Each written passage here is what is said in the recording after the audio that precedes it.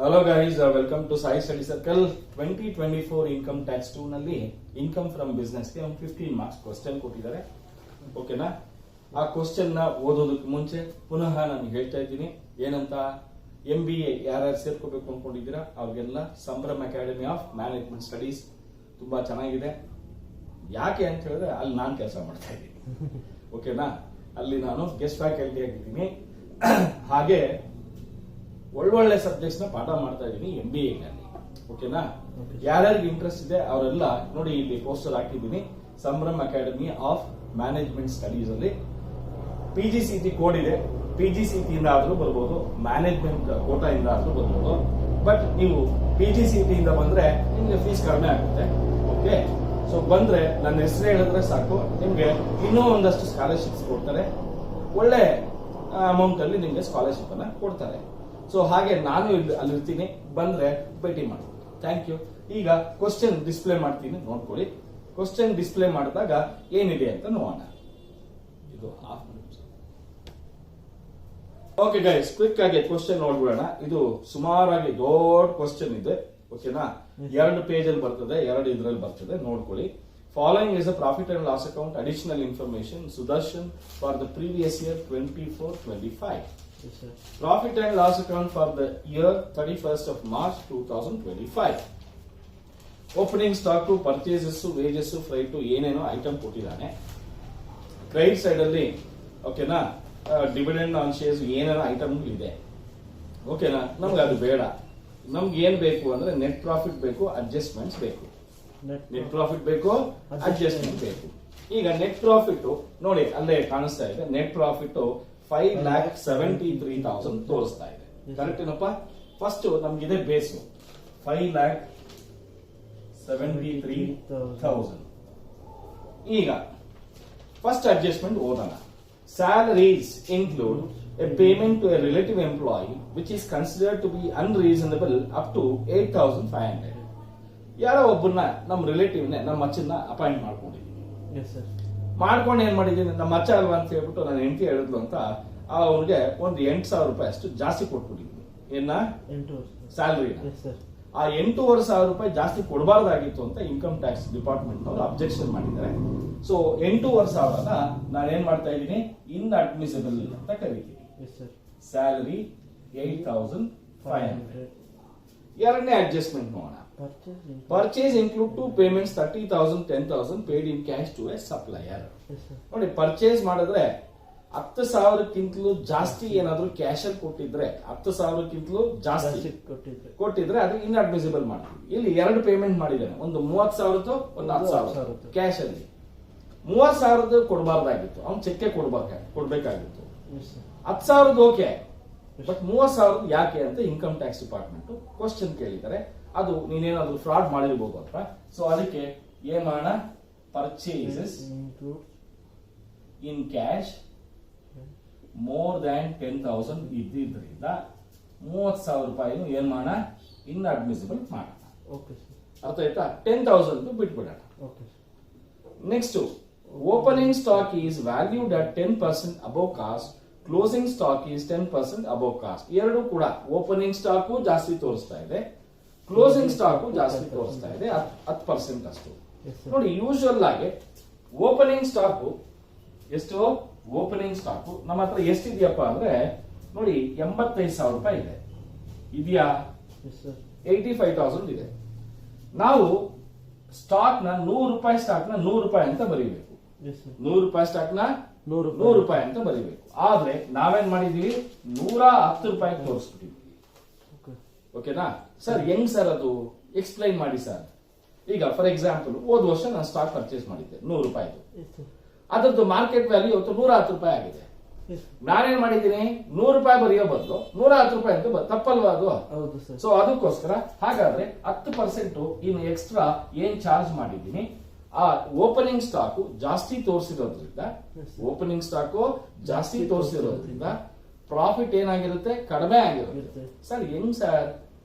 ನೋಡಿ, debit side ಅಲ್ಲಿ ಯಾವ್ದಾವ್ದಿದೆ, trading and profit and loss ಅವೆಲ್ಲ ಎಕ್ಸ್ಪೆನ್ಸಸ್ ಜಾಸ್ತಿ ಆದಾಗೆಲ್ಲ ಏನಾಗುತ್ತೆ, ಪ್ರಾಫಿಟ್ ಕಡಿಮೆ ಆಗ್ತಾ ಹೋಗುತ್ತೆ. ಕರೆಕ್ಟಾ? ಹಾಗಾದ್ರೆ ನಾವೇನ್ ಮಾಡ್ಬೇಕು, ಆಡ್ ಮಾಡಬೇಕು. ಏನಂತ ಓವರ್ ವ್ಯಾಲ್ಯೂಯೇಷನ್ ಆಫ್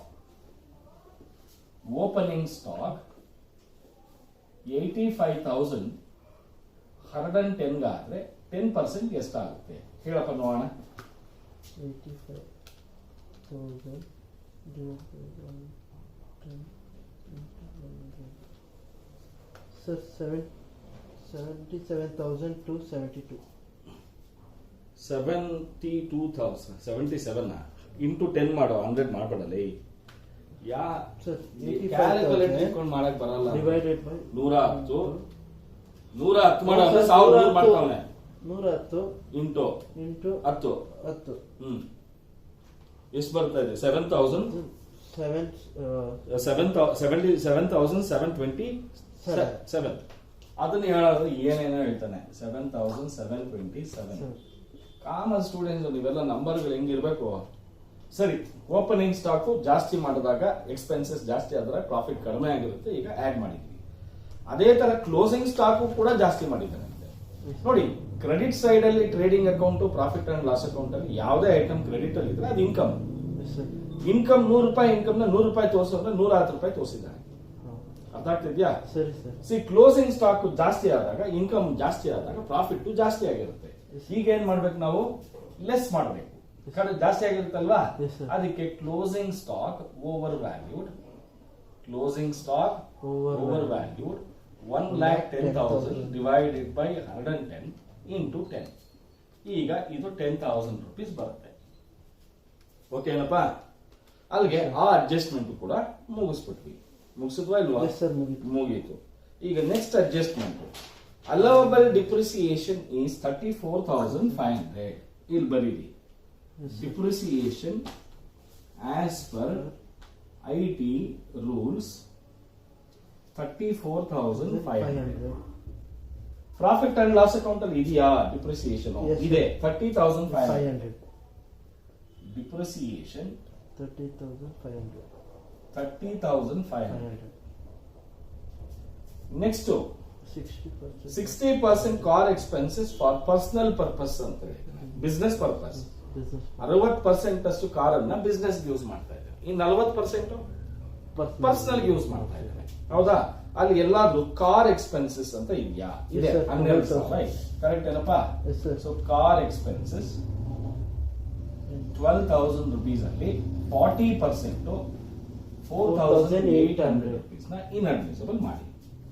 ಇನ್ನೇನಾದ್ರೂ ಇದೆ ಕಾರ್ಗೆ ಸಂಬಂಧಪಟ್ಟಿರೋದು ಅಂದ್ರೆ ಇನ್ನೇನು ಇಲ್ಲ. ಓಕೆನಾ? ಇದ್ರೆ ಆಮೇಲೆ ಮಾಡೋಣ. Last adjustment, general expenses include 8,000 given to a notified research institute for carrying scientific research ಅಂತ ಹೇಳಿದ್ದಾನೆ. ನೋಡಿ ರೂಲ್ಸ್ ಏನ್ ಹೇಳುತ್ತೆ ನಾನು ಹೇಳ್ತೀನಿ. ರೂಲ್ಸ್ ಏನ್ ಹೇಳುತ್ತೆ ಅಂದ್ರೆ, ನಿಮ್ಮ ಹತ್ರ ಏನಾದ್ರೂ ರಿಸರ್ಚ್ ಲ್ಯಾಬೊರೇಟರಿ ಇಲ್ಲ ಅಂತ ಹೇಳಿದ್ರೆ, ಬೇರೆಯವರಿಗೆ ದೇಣಿಗೆ, ಡೊನೇಷನ್, ಕಾಂಟ್ರಿಬ್ಯೂಷನ್ ಏನಾದರೂ ರಿಸರ್ಚ್ಗೆ ಅಂತ ಕೊಟ್ಟಾಗ ನೀವು ಎಷ್ಟು ಅಮೌಂಟ್ ಕೊಟ್ಟಿರ್ತೀರ ಅಷ್ಟು ಅಮೌಂಟ್ ಬಿಸ್ನೆಸ್ದೇ ಆಗುತ್ತೆ.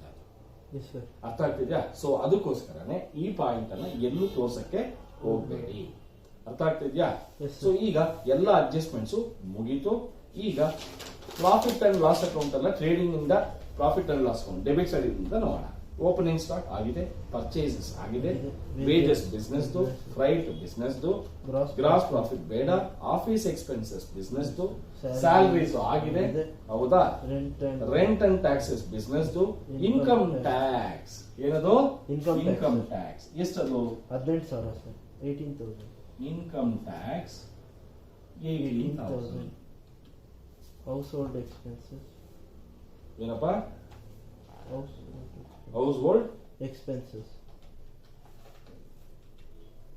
ಹೌಸ್ ಹೋಲ್ಡ್ ಎಕ್ಸ್ಪೆನ್ಸಸ್ ನಾನು ಆವತ್ತೇ ಹೇಳಿದ್ದೀನಿ. ಕರೆಕ್ಟಾ? ಹೌಸ್ ಹೋಲ್ಡ್ ಎಕ್ಸ್ಪೆನ್ಸಸ್ ಅಂದ್ರೆ ಮನೆ ಖರ್ಚನ್ನ ಬಿಸ್ನೆಸ್ ನಲ್ಲಿ ತೋರಿಸಬಾರದು. 15. ಕರೆಕ್ಟಾ? 15 16 15 sir. House hold expenses 15. Next reserve for bandage RBD. ಕಣ್ಣು ಮುಚ್ಕೊಂಡು ತಗೊಂಡ್ಬಿಡಿ.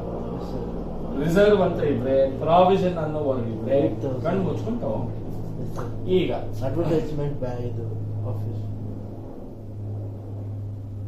ನೆಕ್ಸ್ಟ್ ಪಾಯಿಂಟ್ ಏನಿದೆ ನೋಡೋಣ.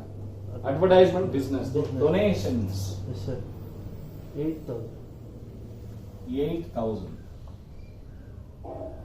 Sale tax. Sales tax business ಬಿಟ್ಬಿಡಿ provision for income tax provision reserve ಅನ್ನೋ ವರ್ಡ್ ಇದ್ರೆ ದಯವಿಟ್ಟು ತಗೊಳ್ಳಿ 18,000.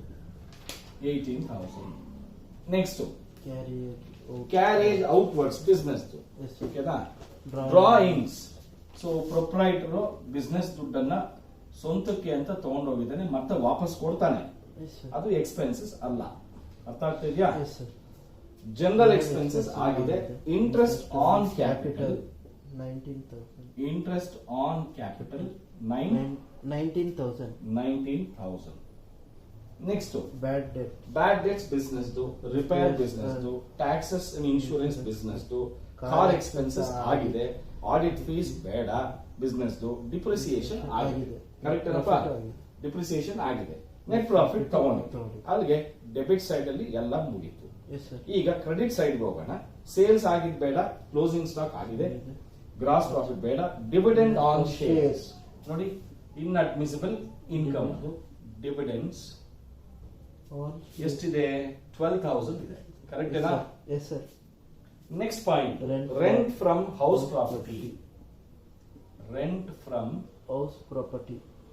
ಹೌಸ್ ಪ್ರಾಪರ್ಟಿ ಎಷ್ಟು 1,14,000. 1,14,000 next Refund refund of of income tax ನೋಡಿ ಇನ್ಕಮ್ ಟ್ಯಾಕ್ಸ್ ಬಿಸ್ನೆಸ್ ಅಲ್ಲ Yes, sir. ವಾಪಸ್ ಬಂದಿದ್ರೆ ಅದು ಕೂಡ ಏನದು Business.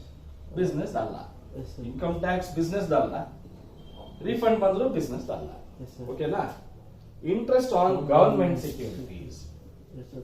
1,10,000. Interest on Government security. Government securities 1,10,000. 1,10,000 next Debts recovered.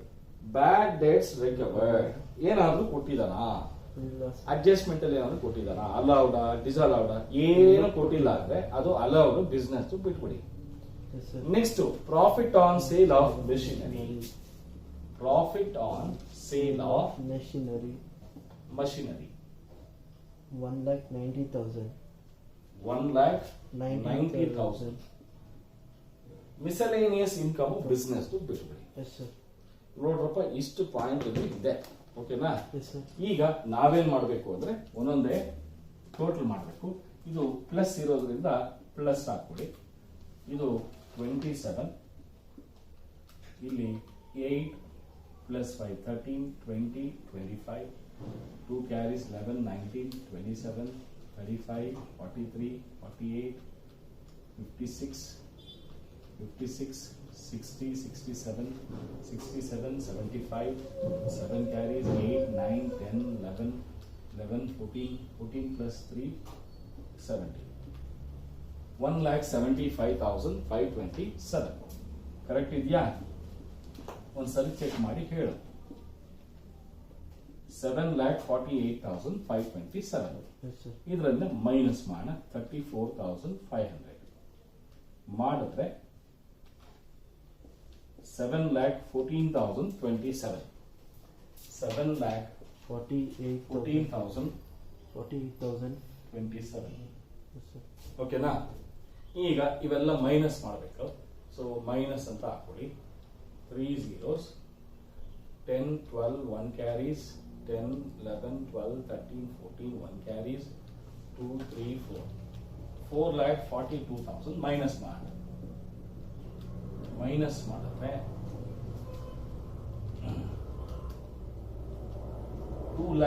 2,72,027 ಇದೇನು ಇಲ್ಲ so 2,72,027 this is called as income from business ನೋಡಿ ಅವನು ಎಷ್ಟು ದಡ್ಡ ಅಂದ್ರೆ ಪ್ರಾಫಿಟ್ ಅನವಶ್ಯಕವಾಗಿ 5,73,000 ಟ್ಯಾಕ್ಸ್ ಕಟ್ಟಬೇಕಾಗಿತ್ತು Yes, sir. ಈಗ ಎಷ್ಟು ಅಮೌಂಟ್ ಮೇಲೆ ಕಟ್ಟಬೇಕು 2,00,000. ಯಾಕೆ ಅಂದ್ರೆ ಅವನು ಹೌಸ್ ಪ್ರಾಪರ್ಟಿ ಇನ್ಕಮ್ ಬಿಸ್ನೆಸ್ ತೋರಿಸಿದ್ದ ಗವರ್ಮೆಂಟ್ ಸೆಕ್ಯೂರಿಟೀಸ್ ಪರ್ಚೇಸ್ ಮಾಡಿ ಇಂಟ್ರೆಸ್ಟ್ ಬಂದಿರೋದನ್ನು ಬಿಸ್ನೆಸ್ ತೋರಿಸಿದ್ದ ಮಷೀನ್ ಸೇಲ್ ಮಾಡಿದ್ದ ಅವ್ನ ಬಿಸ್ನೆಸ್ ಅದಲ್ಲ 1,90,000 ಅದು ಕೂಡ ಸೇರಿಸಿದ್ದ ಅವೆಲ್ಲ ಮೈನಸ್ ಮಾಡಿದ್ರೆ ಪಾಪ ಕಡಿಮೆ ಕಟ್ಟಬೇಕಾಗುತ್ತೆ Yes, sir. ಇದು ಖಂಡಿತವಾಗ್ಲೂ ಅವನು ಇಗ್ನೋರೆನ್ಸ್ ಅಲ್ಲಿ ಮಾಡಿರುವಂಥದ್ದು ಅವ್ನಿಗೆ ಅಕೌಂಟ್ಸ್ ಸರಿಯಾಗಿ ಗೊತ್ತಿಲ್ಲ ಏನೇನು ತಗೋಬೇಕು ಅಂತ. Yes sir. ಓಕೆನಾ? ಇಷ್ಟು